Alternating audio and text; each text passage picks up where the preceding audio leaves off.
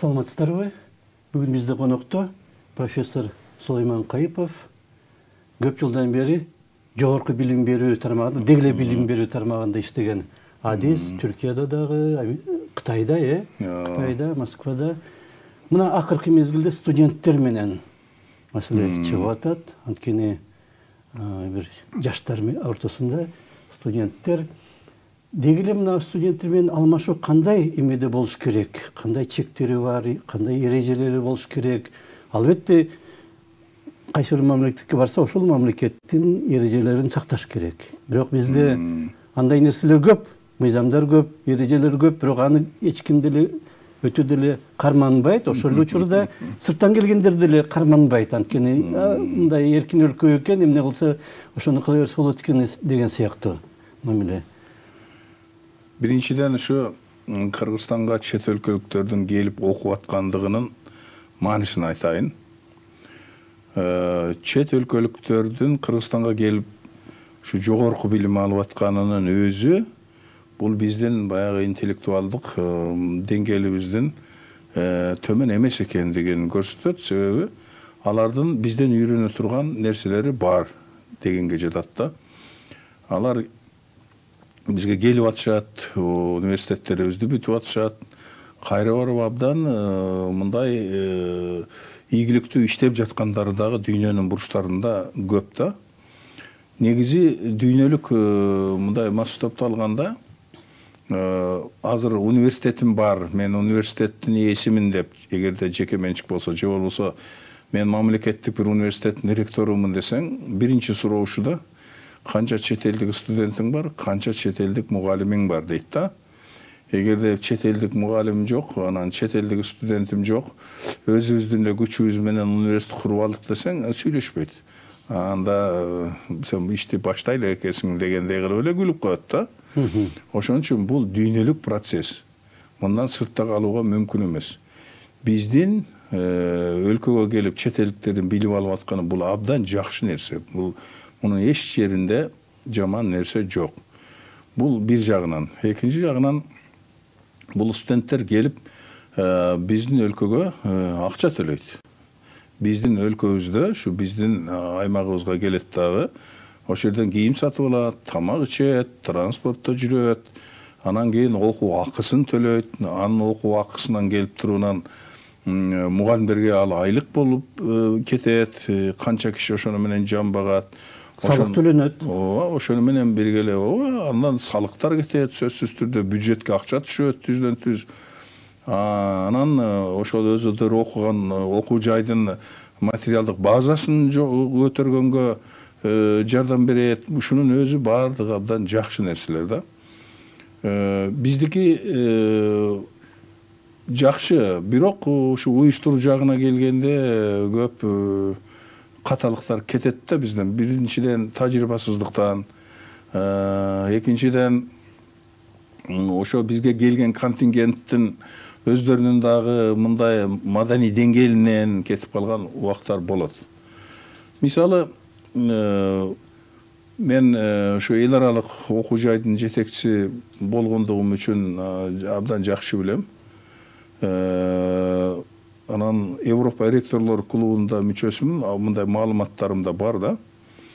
Ушул келген башка өлкөгө барган студенттерди сөзсүз түрдө ошол жердиктер куратору болобу, же башка атайын адис болобу, ага атайын адис болуш керек да. Коомдук байланыштар менен, анан кийин психолог, педагог. Мына ушулар сөзсүз түрдө келген кишилер менен иштеш керек. Белгилүү бир мөөнөттү коюп, белгилүү программа менен, мына булар бир ай келди, бир айдын ичинде мынауларды билиш керек деп, алар менен иштеш керек да. Ошондон кийин, анан кийин муну адаптационный период дейт орустар. Биз көнүгүү мөөнөтү деп которуп жүргөнбүз. Ошо көнүгүү мөөнөтүндө булар мисалы үчүн көчөдө кандай жүрүш керек, адамдар менен кантип саламдашыш керек, салам айтса кантип айлык алыш керек, көчөдө кандай басыш керек, кызыл жарык күйүп турса кандай өтүш керек, мына автоунаалардын ичинде жүргөндө кандай болуш керек, ушулардын баардыгын үйрөтүш керек. Себеби ар бир өлкөнүн өзүнүн маданиятына жараша өзүнүн салты бар, өзүнүн расмилери бар, алардын мүнөзү бар, өздөрүнүн менталитети бар. Ошолордун баарын айтыш керек да. Эмне деген маданияты бар, кайсыл нерселерге абдан көңүл буруш керек, эмнени бул эл жакшы көрөт, эмнени жаман көрөт, булардын бир айтып бериш керек. Тамак айрыкча, тамак аш маданияты, кантип тамак жеш керекке чейин айтыш керек да. Айтып, үйрөтүп койгондон кийин анан ошол мейкиндикте келген конокторубуз өздөрүнүн мындай эркин сезет, бактылуу болушат да, баягы билип алгандан кийин. Анан билбесе өздөрү каалагандай ары бери баса берет. Анан таптакыр жергиликтүүлөргө жакпаган кылык жоруктарга да ээ болуп калышы мүмкүн. Анан биз эми коомдук илимдер тармагында иштегенден кийин, ошондой эле кесибибиз педагогдук болгондон кийин, жашыбыз да ушул жашка келип калгандан кийин сөзсүз түрдө көчөдө же коомдук жайларда же башка жерлерде ушу жалаң эле чет элдик эмес, өзүбүздүн деле жаштар кантип атат, эмне деп сүйлөшүп атат, отуруп турганы кандай, ошолорго сөз кааласаң каалабасаң баары бир ошол кабыл аласың, көрөсүң да. Көрүп анан жакшы болсо сүйүнүп каласың аябай. Биздин өлкө демек биздин муундан кийин ушуларга калат деп аябай сүйүнөсүң да. Анан жаман нерсе болгондо албетте ал жакшы эмес. Андай нерсе өзүбүздүндө деле бар. Өзүбүздүн балдардын ичинде, өзүбүздүн жаштардын, ал эмес мектеп окуучуларынын, айрыкча мектептин жогорку класстарынын балдарынын арасында бар. Жолдо кетип атсаң көрөсүң. Бакырып сүйлөгөн, сөгүнүп сүйлөгөн, жолго түкүргөн сыяктуу кишиге жол бербей чалжаңдап жолдун бир жагына бир жагына өтүп бири-бирин түртүшүп аткан жаштар. Ушуларды көргөндө албетте кайгырасың. Бул демек үй бүлөдө тарбия жок. Биринчи үй бүлөнү айтыш керек. Үй бүлөдө тарбия жок. Экинчи мектептеги мугалимдердин таасири аз, оң таасир бере албайт, тарбия бере албайт. Анан балдардын өздөрүнүн дагы адамдык сапаттарында маселе бар да. Ошолорду чогултуп келип ойлогондо абдан кайгырасың, бул ушундай экен деп. Анан кийинки кездерде чет элдик студенттер көбөйүп кетти, аябай көбөйдү да. Бул деле жаман эмес. Канчалык чет элдик студент көп келсе, биздин экономикага ошончолук салым болуп аткат деген кеп да. Экинчи жагынан чет элден келип бизде иштегендер да көбөйүп кетти. Майда чүйдө жалданма иштерге келип алат, ошолор менен иштейт. Өзүнүн өлкөсүндө биз төлөгөн акчаны төлөй албайт экен. Биз сыймыктанышыбыз керек. Себеби биздин эле кишилер башка өлкөлөргө барып мигрант болуп жүрбөй, биздин өлкөнү да эңсеп, ушул жерге барсам деп аракет кылып келип, Кыргызстанда өз өлкөсүнүн мигранты болуп жүргөн адамдар да көбөйдү да. Баягы глобализация деп койчу эмес беле, ааламдашуу дейт, дүйнөлөшүү дейт, кыргызча. Вот ошонун мына ковидтен кийинки экинчи этабы башталды. Ошол экинчи этабы ушундай мүнөздөлүп атат да. Демек адамдар ошол каяктан иш тапса, кайсы жерден өзүнүн өлкөсүнө караганда көбүрөөк тыйын таба алса, кандай мүмкүнчүлүк болсо ошол жака ооп кете бермей, бир агым дүйнө жүзү боюнча жүрүп атат да. Ошон үчүн миграция, мигрант дегендер биздин эле проблемабыз эмес, дүйнөнүн бардык жеринде чоң проблема. Бизге келгенде жанагы айтпадымбы, мисалы үчүн менин өзүмдүн эле көргөнүмдү байкаганымды айтайын. Жолдо баратасың, баратсаң эле бир пакистандык же индиялык же араб өлкөлөрүнөн келген балдар топтолуп алып, кызыл жарыкты күтүп турасың, азыр бүтүп калат, 1-2 секунд калды. Туура, укук алардыкы. Алар өтүш керек, сен күтүп турушуң керек. А бирок алар деле ойлош керек да, 1-2 секунд калды, биз мына машинага шаштырып койбойлу деп ылдамыраак басса болот да. Жок, чоюлуп. Анан кийин мындай акырын сигнал берип койсоң, жаман көзү менен карап, сен кимсиң, биз ушул жердин мындай немеси биз дегендей эле кылып карайт да.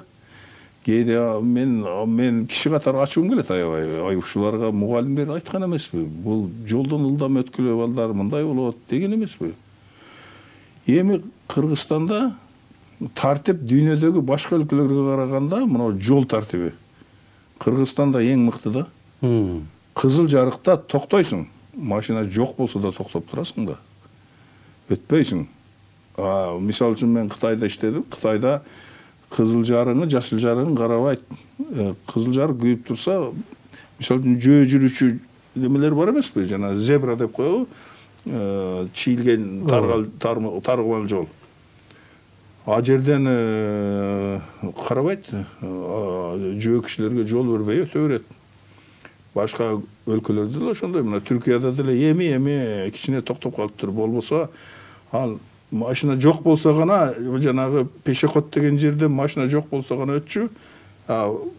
Машина бар болсо машина токтоп мени жөө жүргүнчү экен деп ушу өткөрүп коет деп эч ким үмүт кылбайт да. Иранда аябай жаман дейт. Иранда светофор жок да. Иранда ошол кызыл жарык, жашыл жарык деген жок. Тегерандын өзүндө ушу башаламан анан кийин урулбаган машинаны мен көргөн жокмун. Иранда, Тегеранда болгом мен. Баары эле урулган.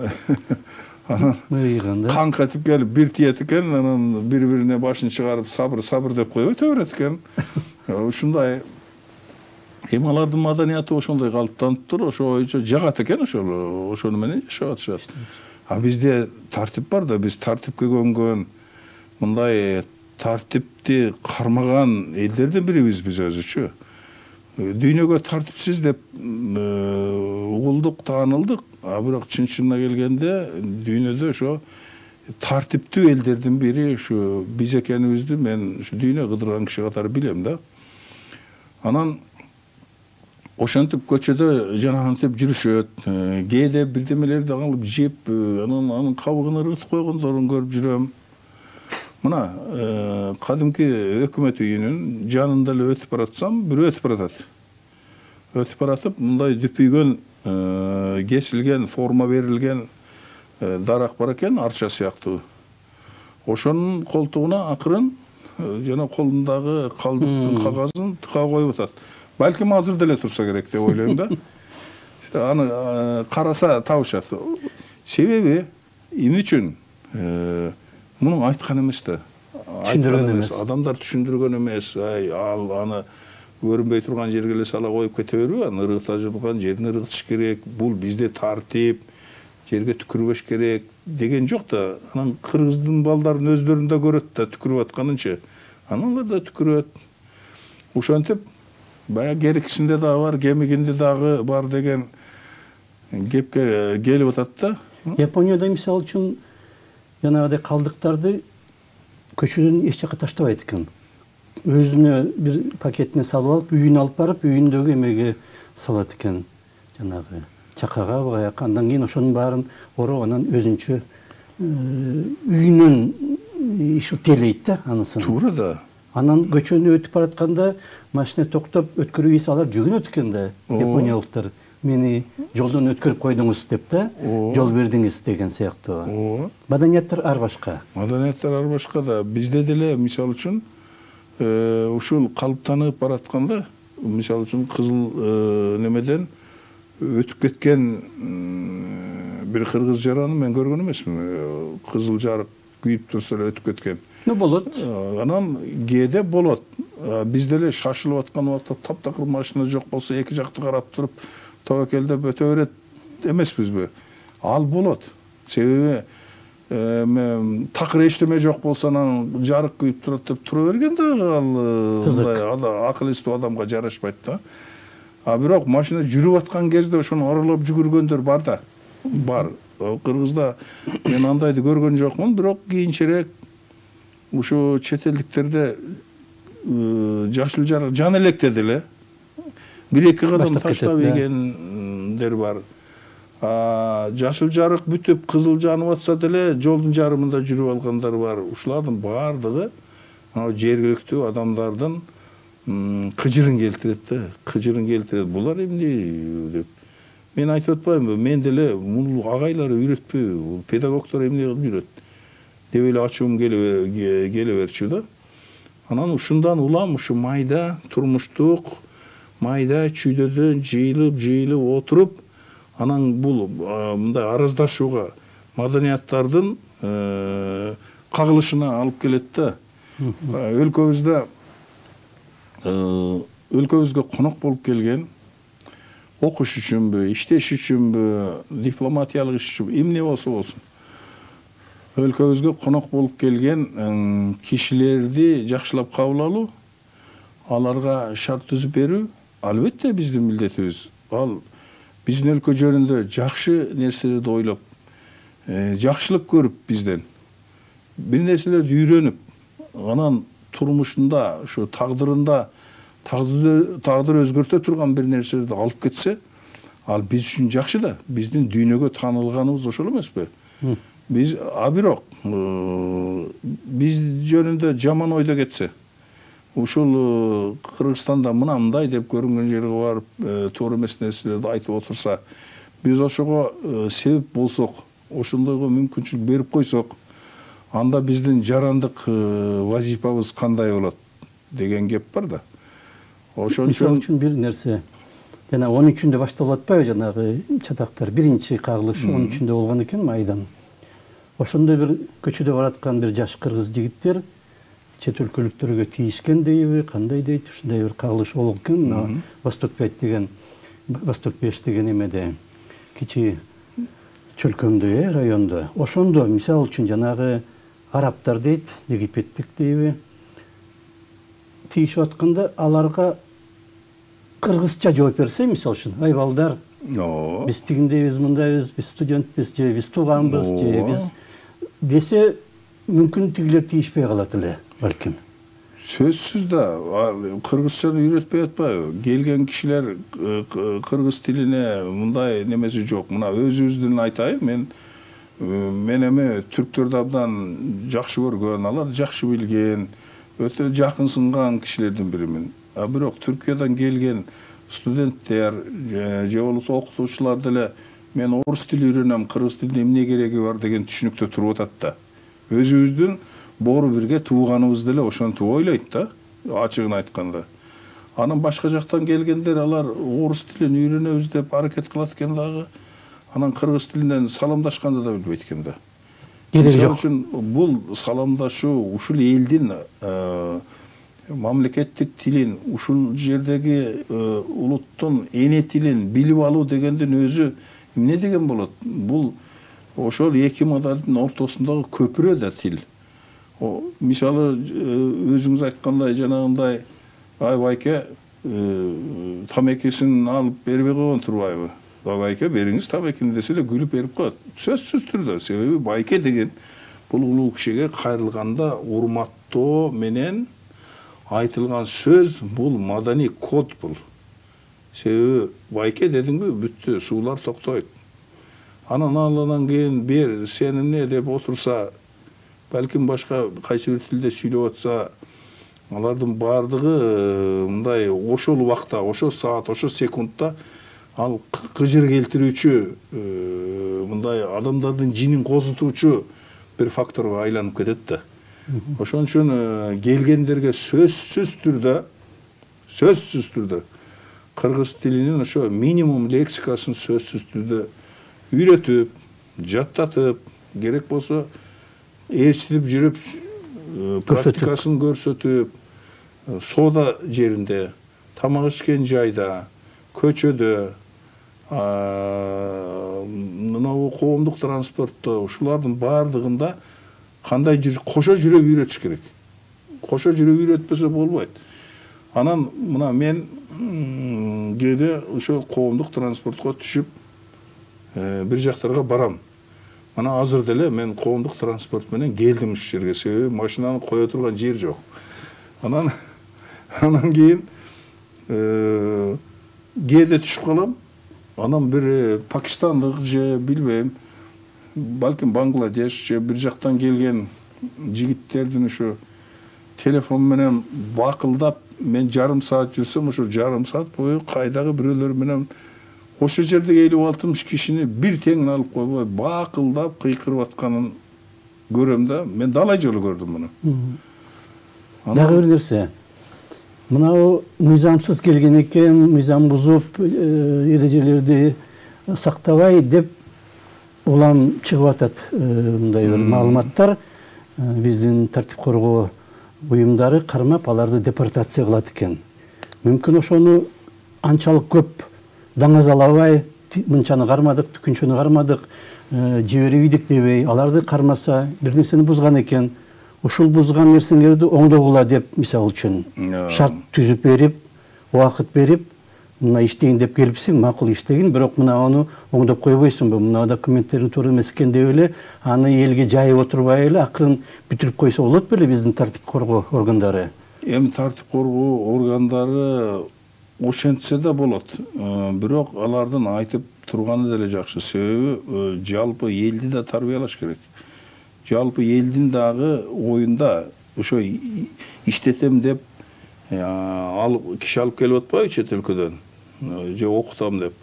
Ошолордун дагы акыл эсинде чет өлкөлүктөр келип бир тартипке баш ийиш керек экен деген маданият жасалыш керек. Ал иштер айтылганы жакшы. Андан туура жыйынтык чыгарыш керек.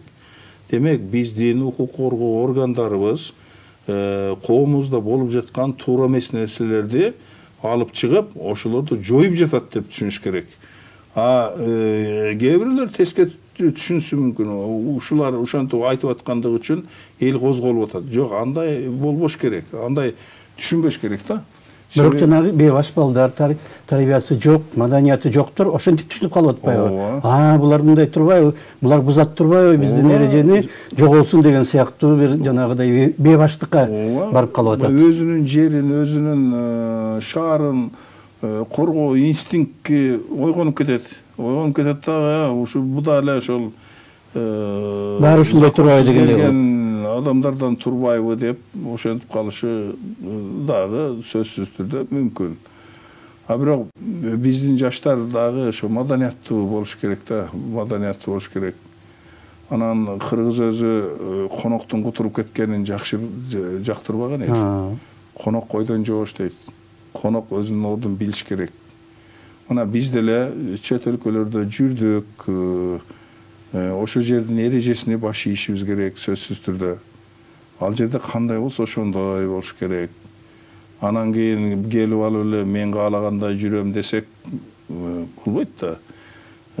Эч кимге жакпайт ал. Мына мен 45 жашымда башка өлкөгө барып иштедим. Ошолордун мыйзамына 100% баш ийип, эмне кылса ошону кылып, ошентсең анан кийин бактылуу болосуң, ошентсең анан өзүңдүн максатыңа жетесиң да. Анан жок, биздин өлкөдө андай эмес деп ары бери жүрө берсең, анда кандай болот? Андай болбойт. Ошон үчүн мына келгендер менен сөзсүз түрдө алып келгендер, аларды алып келгендер иштеши керек. Аларды кандайдыр бир деңгээлде ушу кыргыз маданиятына жакындатып, кыргыз маданиятынын эң керектүү жерлерин, жок дегенде коммуникацияга керек болгон жерлерин аларга сиңириш керек. Ансыз болбойт. Алар тияка Кыргызстанда жашагандан, Кыргызстанда окуп же иштегенден кийин кыргыз маданиятынын бир жерин, кайсы бир мыкты жактарын сөзсүз үйрөнүп кетиш керек. Эгерде аларды үйрөтө албай эле, алардын кара күчүн пайдаланып, анан аларды иштетип тургандан кийин кетирип жиберсек, кыргызча саламдашканды да укпаган болсо, анда ал биздин чоң кемчилигибиз да. Анан мына жанагы мыйзамсыз кишилердин келип жатканынын өзү бул жакшы эмес. Демек биздин ишибизде дагы кемчиликтер көп дегенди билгизет да. Эгер өлкөңүздө мыйзамсыз адамдар жүрүп атса, алар каалаганын кылып атса, демек биз тартиптүүлүккө толук жете элекпиз деген кеп да. Мына мен Кытайга барып иштеп жүрдүм. Кытайга барып келип да жүрдүм. Менин канча жолу өткөнүм, кандай максат менен өткөнүм, кээде делегация менен, кээде жалгыз өткөнүм, бардыгы жанагы маалымат топтомунда бар да. Мен бармагымды койгондо эле тияктан чыгат да, бармакты койгондо эле. Бирок ошого карабастан, бул баягы киши турбайбы, мына мындай дипломатический паспорт менен өтүптүр, жана мындай болуптур, тигиндей болуптур деп, баягы киши турбайбы, өтө берсин деп койбойт. Текшерет баары бир. Текшерет, аябай текшерет. Анан ары алып барып бөлүп алып дагы текшерет. Анан ачуң келет да, бул эмне мындай көргөн жоксуң, мен ал дегенде ачуулангам. Мен эмне көргөн жоксуңар? Көрүп турбайсың мына жерде экранда турбай. Деп кийин ойлонуп көрүп, мен аларга кайта мындай бир урмат менен мамиле кылып калдым. Себеби өзүнүн өлкөсүнө адамдарды ошентип өткөрө керек. Жөн эле ар ким кирип чыга бере турган ачык эшик болуп калса, биздин чек ара, анда болбойт. Чек арадан керек болсо бир чымчык дагы мыйзамсыз өтүп кетпеш керек. Мен Кытайдан ошону үйрөндүм да билдим. Мамлекет болуунун эң негизги шарттарынын бири ошол. Адамдар эмес, мыйзамсыз кирип келген адамдар эмес, мыйзамсыз чымчык учуп өтпөш керек да. Вот ошондо гана анан кийин мамлекет болуунун негизги чекитине биз жеткен болобуз. А болбосо өлкөбүз сонун биздин тирүүнүн эле бейишиндей болгон жер, бу жерге көз арткан, ушул жерде жүрсөм дегендер абдан көп дүйнөдө. Бу жерде иштебесең деле оокатың өтө берет эмеспи? Ачка калбайсың. Элдин мүнөзү да ошондой. Берчи бир сындырымдан десең берет. Кандай кыргыз болсо да берет. Мени багып туруп бир жума десең багып турат. Ушундай ментальный, ушундай да биздики. Ошон үчүн маданият жагынан дагы, анан кийин мына физикалык жагынан, географиялык жагынан дагы абдан ыңгайлуу жерде болгондугубуз үчүн бизге келип кеткен кишинин саны мындайын арта берет. Жаштар да келет, картаңдар да келет, баары келет. Бардык диндерден келет, бардык маданияттан келет, бардык материктерден келет. Ошолорду келгенде мыйзамга ылайык тосуп алып, мыйзамга ылайык узатып коюу. Эч качан өлкөбүз жөнүндө жаман ойдо болтурбай турган бир системаны сөзсүз түзүшүбүз керек да. Ал жүздөгөн жылдар бою араң түзүлөт экен, бирок азыр эми убакыт ылдамы агып атпайбы? Биз муну тез эле түзүп коебуз го деген оюм бар. Анткени мурдага караганда азыр мисалы үчүн тартип бар. Мына мен чет өлкөлөргө аяк учам. Мен мындан бир 17-18 жыл мурда Стамбулга учкан самолеттон бир киши менен бетме бет келгем. Билети жок экен. Билети жок, өтүп кетиптир. Немеде отурат, жанагы күтүү залында отурат. Сүйлөшүп калганда айтып атат. Мен билетим жок эле, келип өтүп кеттим деп. Мен айттым, кандай өтүп кеттиң? Десем, эмне дейт билесизби? Мен ушул кезге чейин намызыма келет. Бул өлкөдө мыйзам жок. Бул өлкөдө $25 пилди да алып келип, прописка кылып койсоң болот дейт. Көрдүңүзбү? Түрк беле? Ооба. Анан кийин мен айттым, мен бул өлкөнүн жаранымын. Бул өлкө меники. Мен ушул жерде туулгам. Мен кыргызмын. Мен кыргыз эмес деп ойлогон окшойт го. Бул кандай бул? Эмне деп атасың сен? Дегенимде эле качып жоголду. Анан мен чыгып туруп баратканда айттым, самолеттун салонунда көрүшөбүз экөөбүз. Анан мен туруп самолеттун салонунан издедим, бирок аны мен таба алган жокмун. Биздин вактыбыз ушпай койду. Эми ошондой бир кезде ошондой бир эме болуп кеткен. Өзгөчө мына СССР чачыраган мезгилде. Ооба, азыр тартипсиздик. Азыр акырындап орноп баратат десек болот, Вактыбыз да аяктап калыптыр. Рахмат сизге. Бизде конокто профессор Сулайман Кайыпов болду. Рахмат сизге. Саламат болуңуздар.